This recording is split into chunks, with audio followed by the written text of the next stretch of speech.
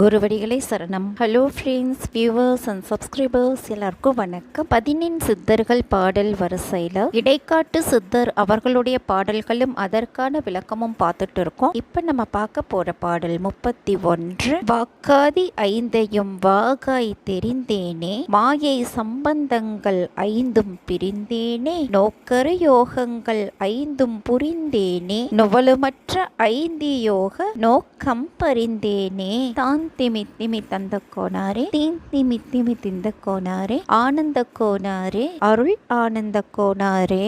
வாக்காதி ஐந்து அப்படின்னா வாய், கைகள், பாதம், மலவாயில், குறி என்பன. மாயை சம்பந்தங்கள் ஐந்து அப்படின்னா சுத்த மாயை, அசுத்த மாயை, பிரகிருதி மாயை, அராகம், விந்து என்பன. நோக்கரு யோகங்கள் ஐந்து அப்படின்னா உபாயம், புணர்ச்சி, தியானம், நிட்டை, நற்கதி, கூடல் என்பன. பறிந்தேன் அப்படின்னா உணர்ந்தேன். கர்மேந்திரியங்களான வாக்காதி ஐந்தையும் வகையாய் உணர்ந்து கொண்டேன். 5 விதமான மாயை பொருத்தங்களினின்றும் விலகினேன். விளங்கும் யோகங்களிலும் தெளிவடைந்தேன். மோதுரும் 5 யோகங்களின் நோக்கத்தையும் உணர்ந்தேன். பாடல் 32.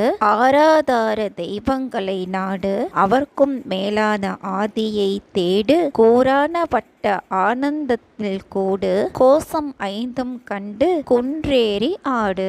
தாந்திமி திமி தந்த கோனாரே, தீந்திமி திமி திந்த கோனாரே, ஆனந்த கோனாரே, அருள் ஆனந்த கோனாரே. ஆராதார தெய்வங்கள் அப்படின்னா 6 ஆதாரங்களிலும் குடியிருக்கும் தெய்வங்கள். மூலாதார தெய்வம் கணபதி, சுவாதிட்டான தெய்வம் பிரம்மன், மணிப்பூரக தெய்வம் திருமால், அநாகத தெய்வம் ஒருத்திரன், விசுத்தி தெய்வம் மகேஸ்வரன், ஆக்ஞா தெய்வம் சதாசிவம். ஆதி அப்படின்னா சிவபெருமான், கூரான வட்டம் அப்படின்னா ஆக்ஞா, கோசம் 5 அப்படின்னா அன்னமய கோசம், பிராணமய கோசம், மனோமய கோசம், ஆனந்தமய கோசம், விஞ்ஞானமய கோசம் என்பன. குன்று அப்படின்னா துரியம். ஆதாரங்கள் 6லும் குடிக்கொண்டிருக்கும் தெய்வங்களை வணங்க வேண்டும். அதற்கும் மேலான ஆதி பரம்பொருளான சிவபெருமானின் அருளை தேட வேண்டும். வகைப்பட்ட ஆக்ஞாவின் பேரானந்தத்தில் கூட வேண்டும். கோசம் 5இன் இயல்பை கண்டு குன்றான துரியத்தில் நடமிட வேண்டும்.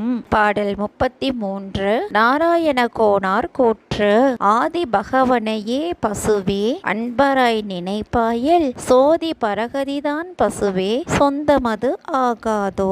ஆதி பகவன் அப்படின்னா சக்தியும் சிவனும், பரகதி அப்படின்னா வீடு பேரு. ஆதி என்ற உமாதேவியாரையும் பகவானான சிவபெருமானையும் அன்புள்ளம் கொண்டு நினைவில் கொண்டு ஆன்ம பசுவே வணங்குக. அவ்வாறு வணங்கினால் ஒளிமயமான இறைவனால் வீடு பேரு சொந்தமாக ஆகும். பாடல் 34. எங்கும் நிறை பொருளை பசுவே எண்ணி பணிவாயில், தங்கும் பரகதியில் பசுவே சந்ததம் சாருவையே. பணிவாயில் அப்படின்னா வணங்கினால், பரகதி அப்படின்னா வீடு பேரு, சந்ததம் அப்படின்னா நாள்தோறும், சாருவையே அப்படின்னா சார்ந்து நிற்பாயாக.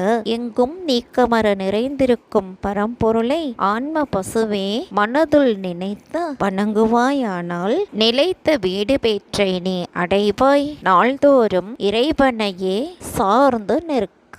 பாடல் 35.